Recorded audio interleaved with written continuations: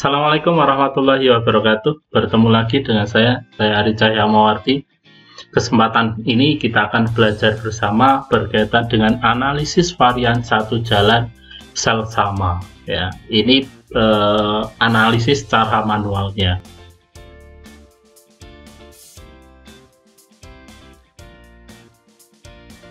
Nah, tujuan pembelajaran mampu memahami fungsi analisis varian satu jalan sel sama. Sebenarnya ini sudah saya jelaskan pada video sebelumnya. Kemudian menganalisis dengan uji ANAVA satu jalan dengan sel sama. Kemudian mampu menyimpulkan setelah uji ANAVA satu jalan sel sama. Jadi ketika setelah Anda menganalisis, Anda bisa menyimpulkan. Analisis varian, analisis varian satu jalan itu memiliki dua variabel yang terdiri dari satu variabel dengan skala pengukuran nominal, variabel independennya, dan variabel terikatnya itu adalah skala pengukurannya adalah interval dan rasio. Ini sudah saya jelaskan pada video sebelumnya. Prasyarat analisis sama ya. Sampel diambil secara acak, antar populasi independen, antar amatan sampel independen. Sekali lagi saya sampaikan bahwa ini bukan uji independensi. Yang ketiga ini data diambil dari populasi berdistribusi normal. Ini adalah uji normalitas ya, yang dilakukan. Kemudian populasi yang dibandingkan memiliki varian yang sama. Nah, ini uji homogenitas varian.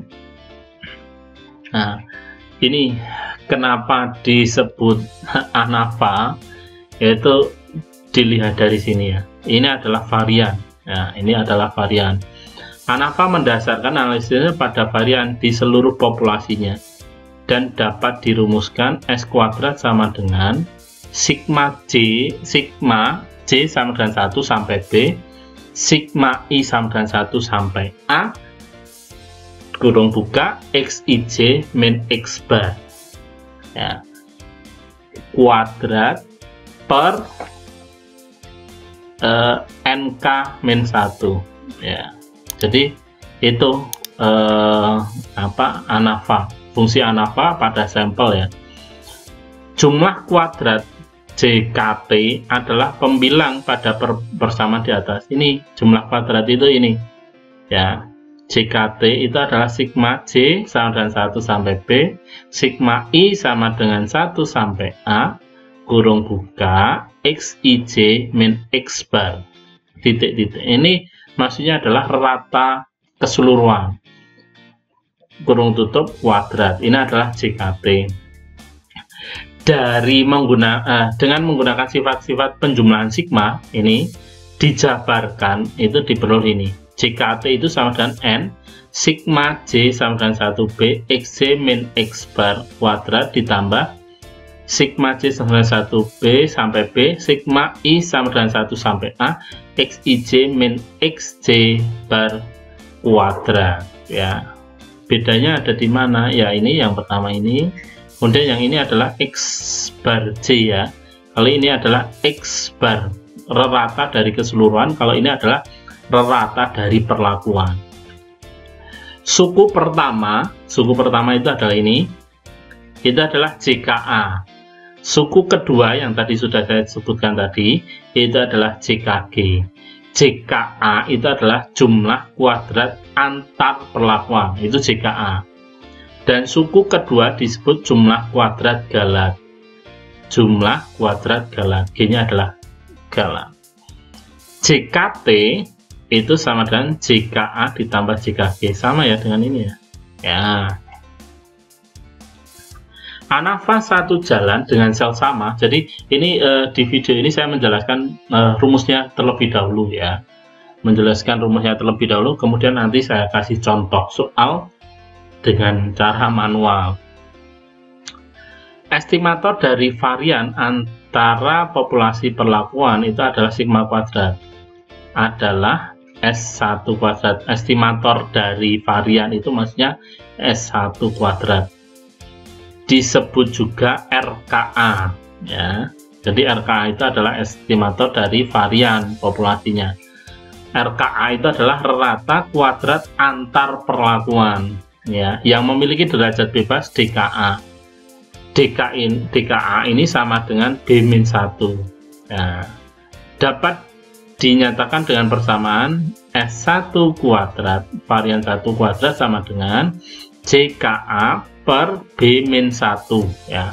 B ini nanti adalah jumlah perlakuan sama dengan N itu adalah banyaknya data keseluruhan, sigma J sama dengan 1B kurung buka XJ min X bar per B-1. Estimator dari varian dalam kelompok varian adalah S2, disebut juga RKG, rata kuadrat galat, ya, rata kuadrat galat.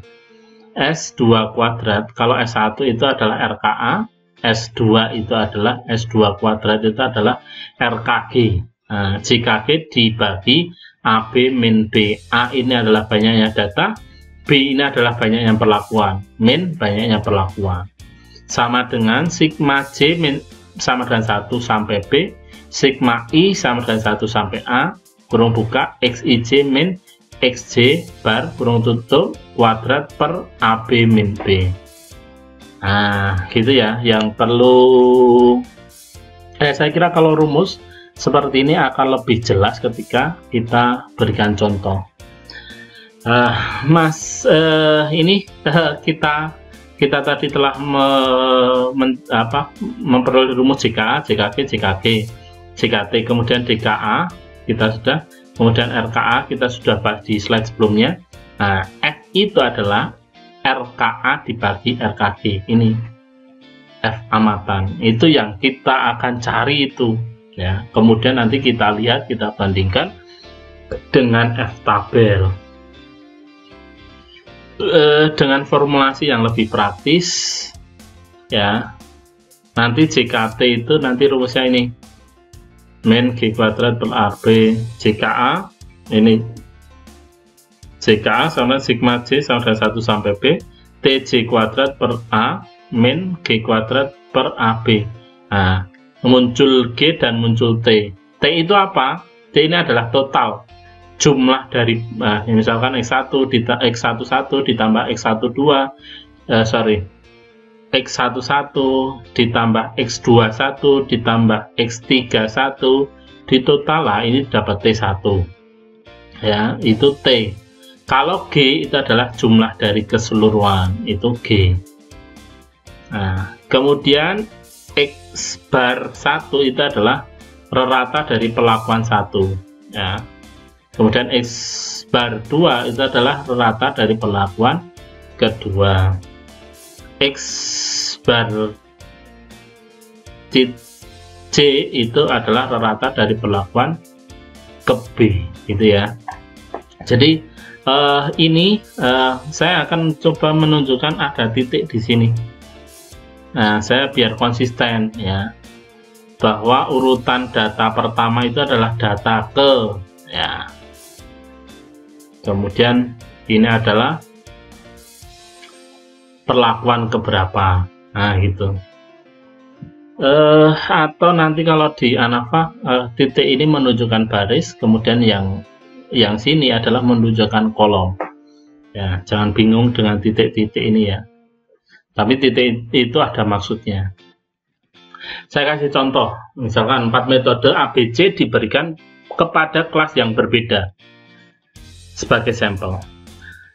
Setelah satu bab pada mata pelajaran fisika selesai, diberikan ulangan dengan soal tes terstandar dan diperoleh nilai sebagai berikut. Nah, yang dimaksud dengan sel sama itu ini jumlah datanya antara sampel 1, sampel 2, sampel 3 dan sampel keempat itu sama jumlahnya.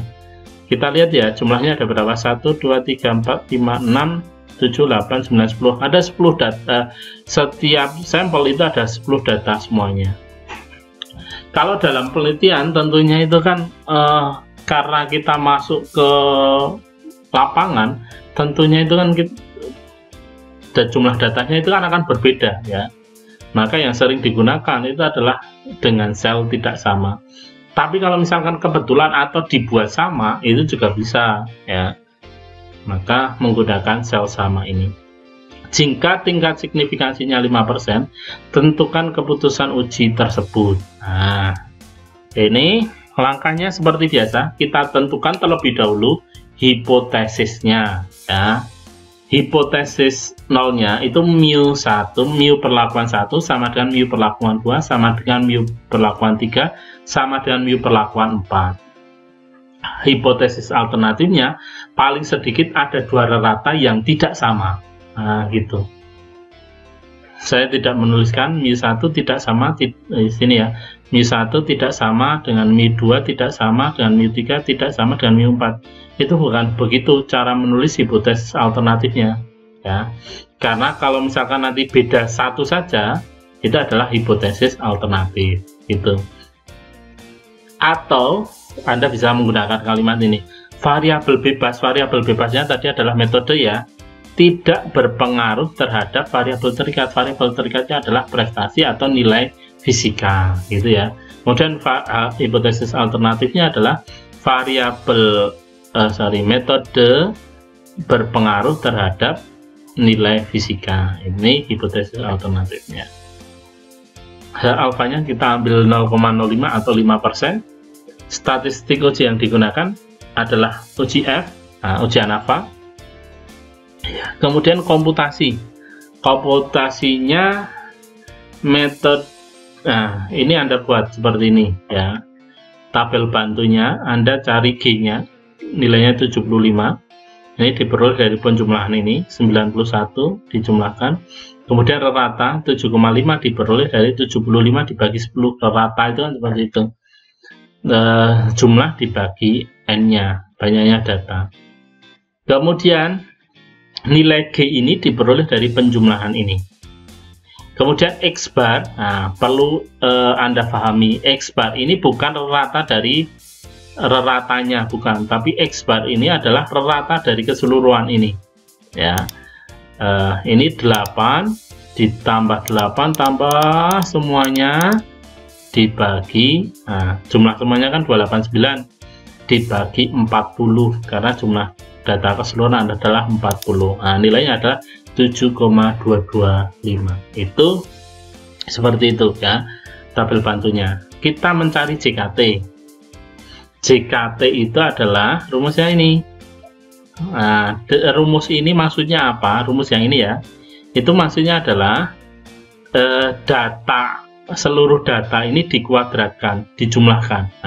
Maksudnya nih 8 kuadrat, ini 8 kuadrat ditambah 8 kuadrat ditambah 8 kuadrat ditambah 7 kuadrat dan seterusnya, semuanya dikuadratkan sampai 5 kuadrat ditambah 6 kuadrat. Dikurangi, ini dikurangi ya, dikurangi G-nya adalah 289 ya, 289 dibagi A kali B. Di sini A-nya adalah jumlahnya adalah 10 ya.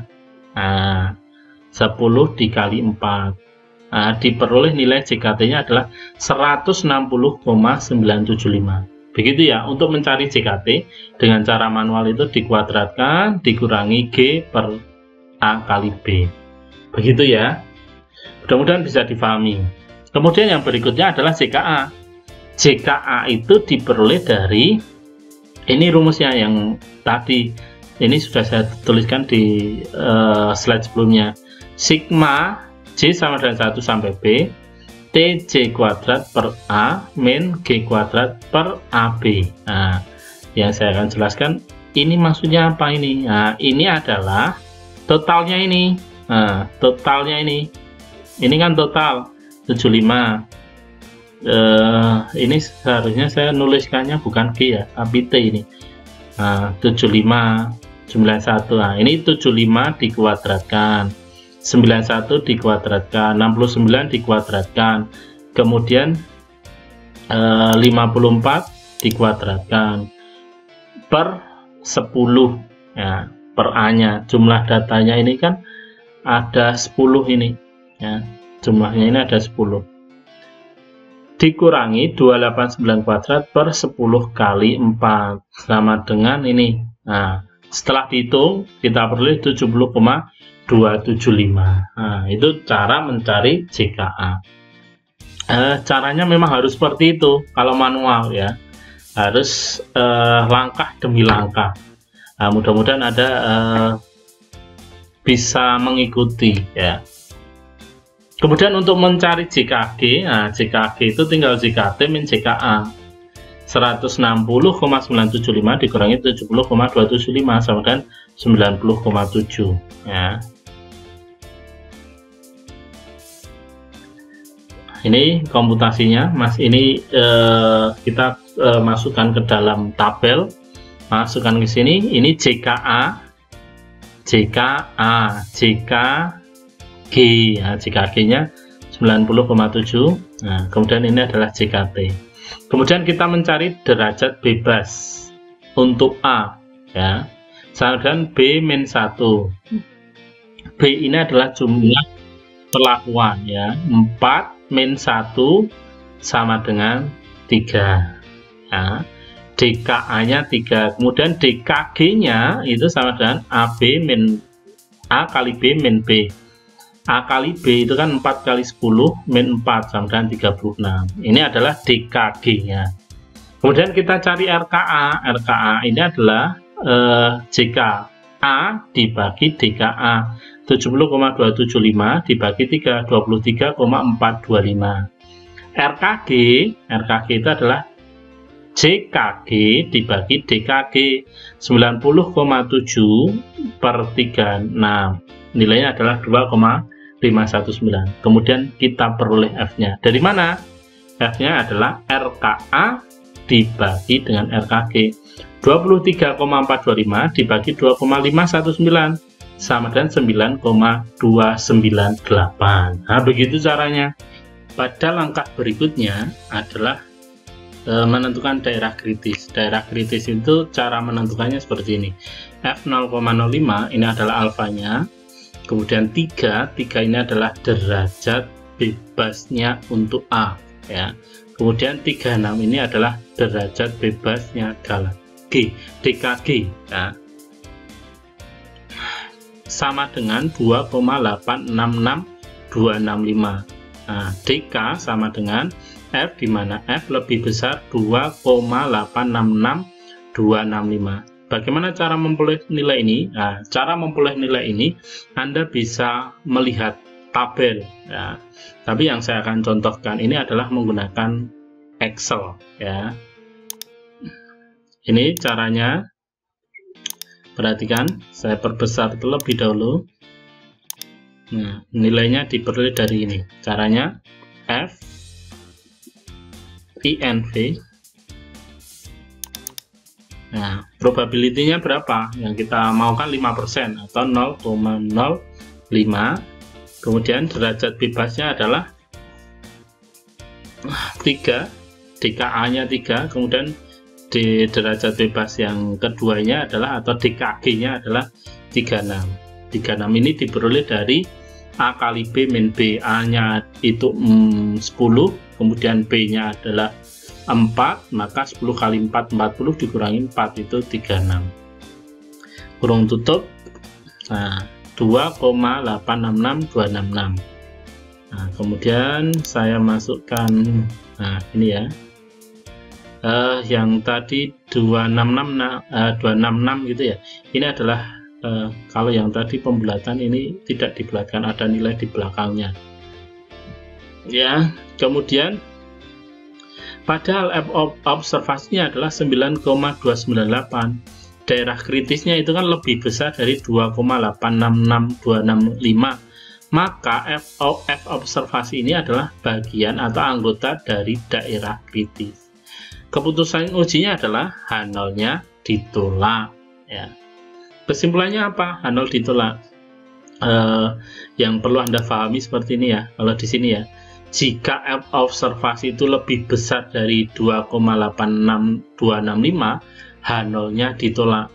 Tapi kalau F observasinya kurang dari daerah kritis ini, maka nanti H0-nya diterima. Nah gitu. H0-nya ditolak, maka kesimpulannya apa? Paling sedikit ada dua rata yang tidak sama. atau metode berpengaruh terhadap prestasi. Nah, begitu. Bagaimana kalau misalkan kita menggunakan SPSS? Nah, kalau menggunakan SPSS, caranya langkahnya sama, langkah 1, 2, 3, 4. Nah, langkahnya di sini langkah ketiga itu adalah caranya adalah analyze, compartment, one way ANOVA, pilih prestasi sebagai dependent list dan media sebagai faktor list. Nah, ini media atau metode ya? Metode ya. Nah, seharusnya saya tuliskan di sini metode. Kemudian diperoleh dari, setelah itu klik OK, maka akan diperoleh nilai ini. Nah, apakah nilainya sama? Kalau dilihat dari tabel ini sama ya, berarti DKA-nya 70, DKG 90, JKA 70, JKG 90, JKT-nya 160, sekian. Nah, DF-nya degree of freedom, kemudian rata kuadrat mean square. Nah, kemudian F-nya itu nilai diperoleh 9,298. Signifikansinya yang membedakan ketika Anda menggunakan SPSS di sini ya, signifikansi. Yang dilihat adalah signifikansi tanpa harus melihat tabel. Nah, P-nya yang kita inginkan itu kan 0,05. DK-nya itu kan sama dengan P, di mana P kurang dari 0,05. Tapi P value, P nilai ini adalah 0,000. Nah, kalau misalkan ini Anda klik di SPSS-nya, itu nilainya ini 0,000109. Itu bagian dari daerah kritis. Ini kan kurang dari ini. Nah, maka anggota dari daerah kritis. Kalau anggota dari daerah kritis, keputusan ujinya adalah H0-nya ditolak. Maka kesimpulannya apa? Paling sedikit ada 2 rata yang tidak sama. Nah, yang kedua metode atau metode berpengaruh terhadap prestasi. Nanti contoh menggunakan SPSS-nya, langkahnya saya sampaikan pada video berikutnya. Saya akhiri, wallahumma fiq ila aqwamit thoriq. Assalamualaikum warahmatullahi wabarakatuh.